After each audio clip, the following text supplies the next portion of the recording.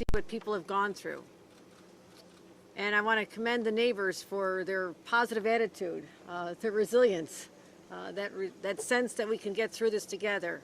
But we're also cognizant of families that cannot put their lives back together. Those who lost a loved one. Someone swept away in a car when they simply thought they were going to the store, going home from work. People trapped in their basements, not able to escape. Those are the images that haunt me in the aftermath of this storm. And we keep everyone in our prayers. And I want to thank the incredible team we have here in Westchester County. I've worked with every one of them for years. And their hearts and souls are into making sure that we get all the resources together. From the federal government to state, locality, we're going to be in this together. We're going to be in it till the job is done. And what the job being done looks like is, yes, cleaning up the streets, moving the cars, cleaning up, fixing people's homes and backyards, restoring our service on the Hudson line, which is disrupted right now. And if you had a chance to see what I saw, you'd understand why. There's 10 feet of mud covering the tracks. So we have work to do. But I do want to recognize the incredible individuals who've stepped up, who are with me here today. Congressman Jamal Bowman, who's working very closely to make sure that we get our resources out of Washington, a great friend of ours. Majority Leader Andrea Stewart-Cousins, who actually had to travel back from our important work in Albany in the storm, having to experience what many of her constituents had to endure, which was a very frightening ride home that night. Senator Shelley Mayer, who has been a fighter for this community for as long as I've known her. She cares deeply. Assembly Member Nader Sage, he's here as well. I want to thank him for his friendship and his work. We've all been in this together. We've gone to vaccination sites. We got to do something fun out here sometime, my friends, because we've been here for some very serious issues, fighting the pandemic, now fighting this horrific storm. Gary Pretlow is here as well, our Assembly Member. Mayor Mike Spano for welcoming us here to your community and all the work that we're doing together. Also from my team, we have Major General Patrick Murphy, the Commissioner of the Department of Homeland Security and Emergency Services. I've been on the job just over a week. I know that I have not slept and he has not slept, and I want to thank him for what he has done. Kathy Rinaldi here representing Metro North, who can also answer any questions. So I'll just give an overall assessment, but let's start out with some positive news. As a result of my phone call to President Biden yesterday and also my emergency declaration submission, we did get approval from the federal government, and I'm very happy that that's going to bring in resources to help with evacuation and shelter support. We're also working with FEMA, the White House, and our delegation to ensure that we get everything that New Yorkers need. So this is just the beginning. We'll be making more announcements about the resources coming from the federal government. As you know, during peak storm, peak event, we lost power. Many people lost power. We still have about 7,800 people who are without power at this time. As you heard, there were many rescues, and I want to thank our New York State team working with local government for rescue. Our swift water teams were deployed, they're activated, they're on the ground, they're where they needed to be, literally rescuing over 100 people between Rockland County and Westchester the previous night. The deaths that have been confirmed would be 15. We have 2 right here in Westchester, and there was an individual missing who's now been confirmed dead. And again, it's hard to even read those numbers because those numbers are people. We have shelters that are open. We're serving people in Mamaroneck and Pelham. I'll be visiting Mamaroneck this afternoon or shortly thereafter this, and to see how those are operating and see whatever they need. Uninhabitable homes everywhere. This is something we have to deal with and make sure that people are taken care of. This is their hour of need. This is our hour to take action and be there for them, and I promise we'll be there. The road cleanup continues. This is not the worst road, but you can see already what's happening, that some of these cars are immobilized because of the mud that filled the engines. I just talked to Crystal down the street. Crystal, if you're there, I'll give you a hand when I leave here. She had a big cleanup job to get her work done. I also want to talk about some of the roads that are still closed. We have 11 full and partial road closures. The Bronx River Parkway, Springbrook Parkway, Sawmill River Parkway, also some closures in Dutchess County, Orange, and others in Rockland as well. Again, the Metro North line is not in good shape right now. We're working tirelessly, and I've had a chance to go out and talk to the transit workers, the people who are working tirelessly to try to restore the service, and they have done successfully in most of the lines. But this is one, as you can witness, it's just one that's not going to happen very quickly because of the damage we've sustained. So where do we go from here? I've dealt with many disasters. I was a local official for 14 years, a place called Western New York, Buffalo. So I've dealt with 7 feet of snow in a 24-hour period. I've dealt with massive flooding on the Great Lakes. I've sandbagged a lot of houses myself. So I know what it takes. And the first part you do is you survive. You get through the episodic event. They show up. We've been showing up, and I was in Queens yesterday, Long Island. I'll be in Staten Island after I leave Westchester. It's about letting the people on the ground know. People like Annie and her neighbors, the Santos. Let them know that we're not forgetting them. I want to look them in their eye and say, you will not be forgotten. And this is not just about us coming here to do a nice press conference. This is about what happens tomorrow and the day after and the day after.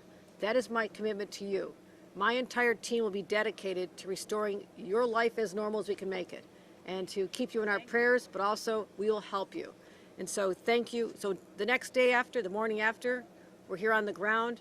There are FEMA teams embedded with our teams throughout this region, the 14 counties that were affected, but we know primarily where the crisis has occurred, mostly Westchester, Rockland, and the boroughs, as well as Long Island.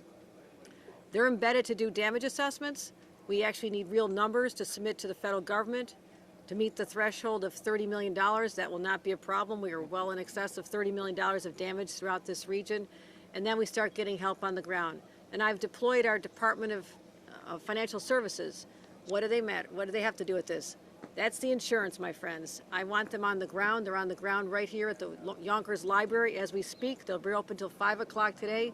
Go on over there. Have an assessment of your best estimate of the damage that has occurred, your property loss, and they'll sit down with you, help you fill out the paperwork and understand what you need to do. We're going to be that hands-on. This is a frightening experience. Homeowners who were just going about their everyday life 2 days ago now are figuring out how they get on with their lives, and I want them to know all of my agencies have been deployed to help. So that'll be on the ground. I'll be sending them throughout the region to help people fill out the proper paperwork. I think that's all I had in terms of where we are right now. But long term, some people call this a 500-year event. I don't buy it, because I was up on Lake Ontario when in 2017 we had what was known as a 100-year event. It happened 2 years again later. So I don't buy that. It happens, and we have to be prepared for it. So no longer will we say, yeah, that won't happen again in our lifetime. This could literally happen next week. And when you talk about the rainfall records that were broken, Central Park, for example, it broke a record that was set the week before. And it almost doubled it.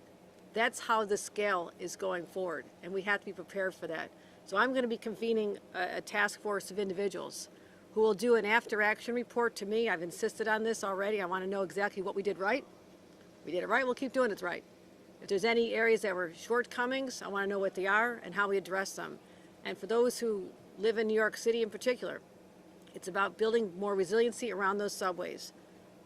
I don't ever want to again see Niagara Falls rushing down the stairs in one of the New York City subways.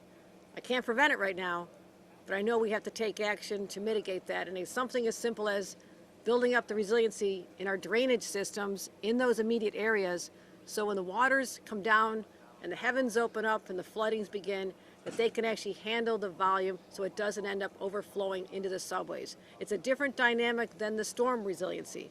After Sandy, we built up our shoreline. We're far better off than we had been.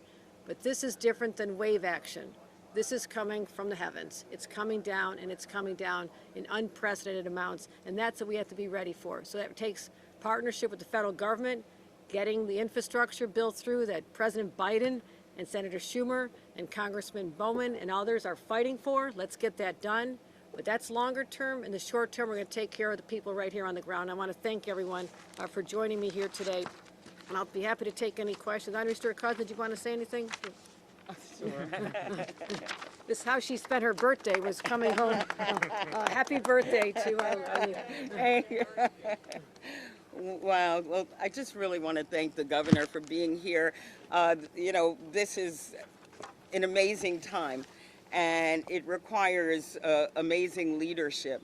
And yes, she and I, we were supposed to be at a press conference with all of our colleagues yesterday morning, I think.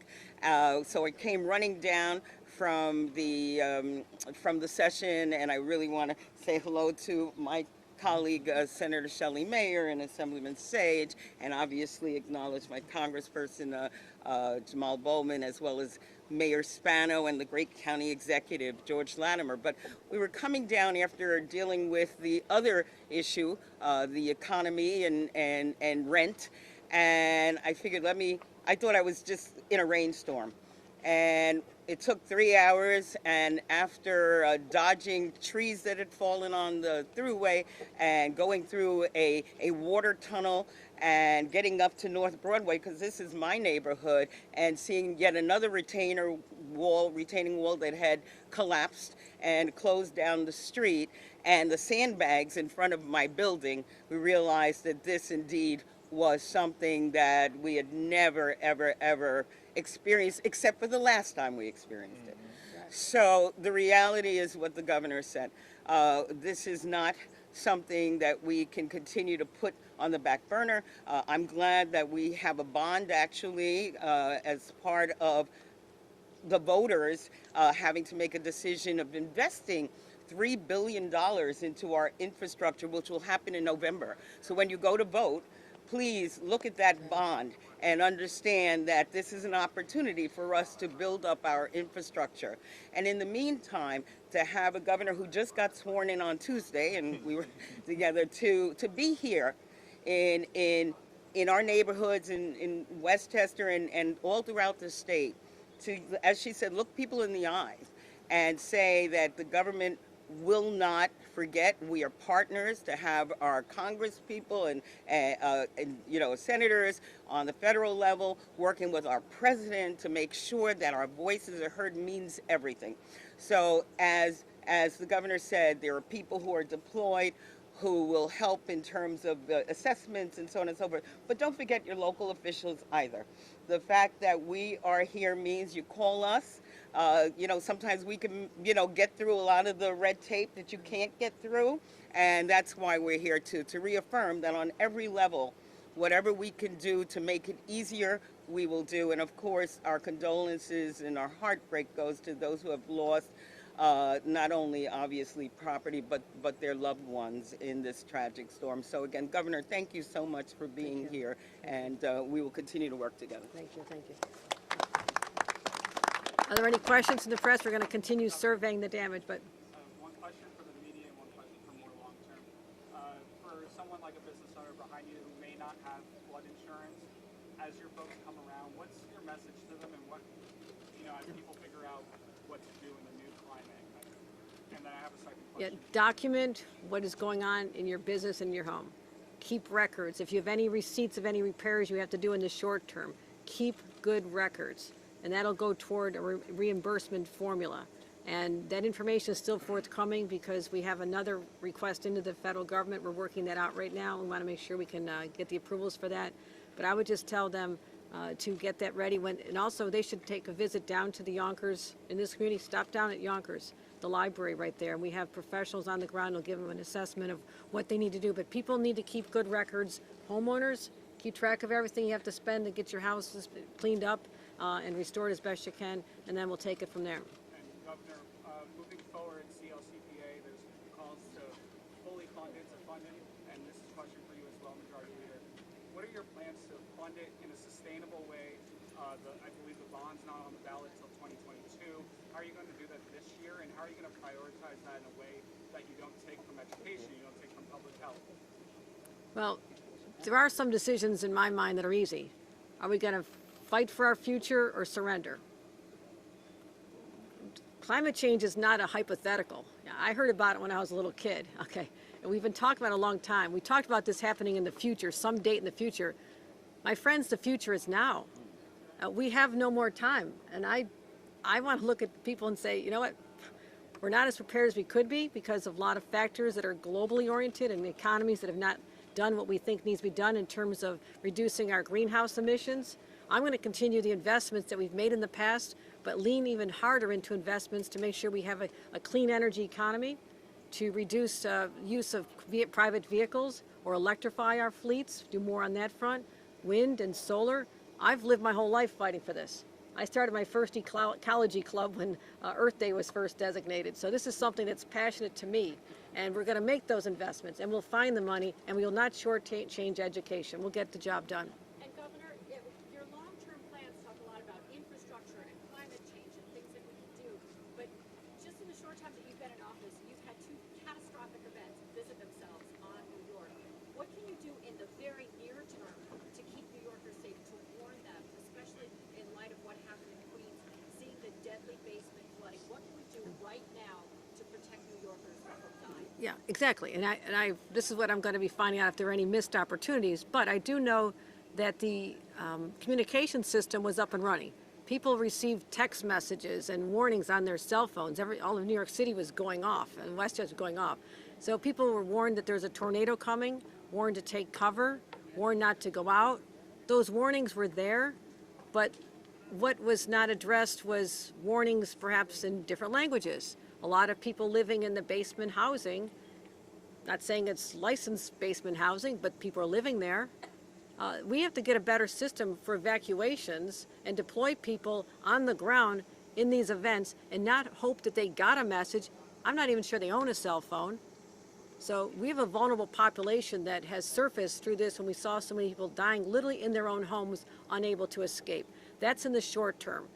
Long term, yes, we have to start building, but I know it's going to take time, months, years, but we have to start. And we did an awful lot after Sandy, about $15 billion of resiliency investment after Sandy. And I was on the beaches in anticipation on Long Island of Hurricane Henri last couple weeks ago, telling people we're being told this is going to be a cataclysmic event. That's what I was told by the meteorologists, and it didn't happen that way. So I know people are also thinking there's a lot of crying wolf going on by elected officials, and we have to make sure that people treat every event seriously because the results could be deadly. Yep. Hi, Ron. You said your first priority is to get clean streets and get the homes fixed for people who are affected. Do you have any estimate for people like this, maybe for someone directly affected, as to when they might get any kind of financial compensation to help them out? We need them to fill out the paperwork with our Department of Financial Services. They're on the ground. Go over to the Yonkers Library today. We're making it easy. And I understand we have one mobile unit to take this around. I said, okay, everybody should turn their vehicle into a mobile unit. I'm not going to accept the fact that we only have one. I have 14 counties that are affected, some worse than others. So they need to do that. They need to start visiting and getting the paperwork filled out. I'm not going to give a time frame because I also have to get the federal dollars here as well, and a lot of that's reimbursement. So the money has to be spent by the localities for cleanup, by the counties, by the state, and then we go in for reimbursement. But again, this is not my first time dealing with a disaster.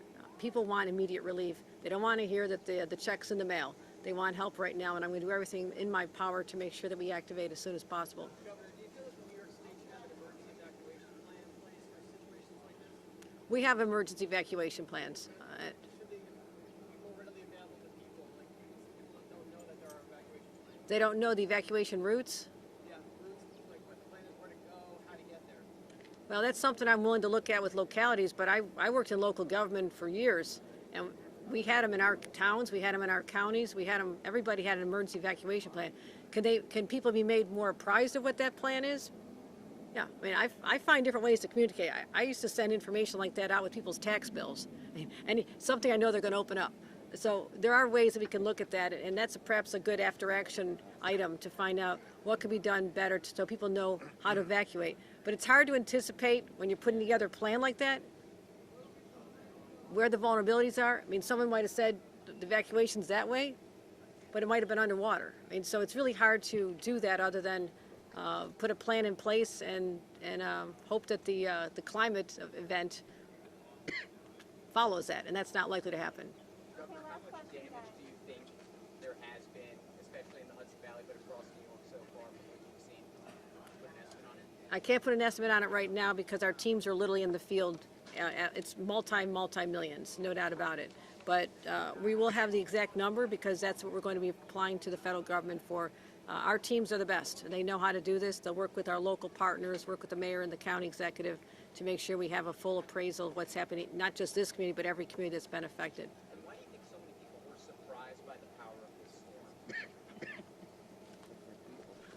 I think the meteorologists are surprised. I mean, the people who are the experts who know, I mean, Mother Nature does what she wants.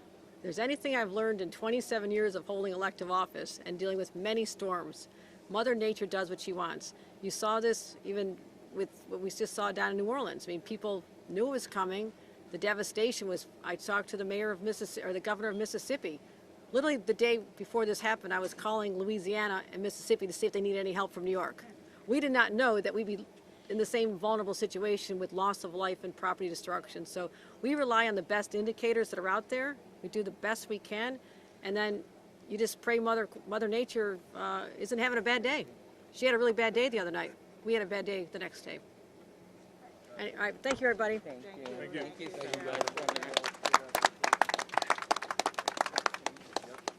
We're gonna come this way, Governor. All right. Thank you so much, Dusty. See you soon. We'll soon get to see you.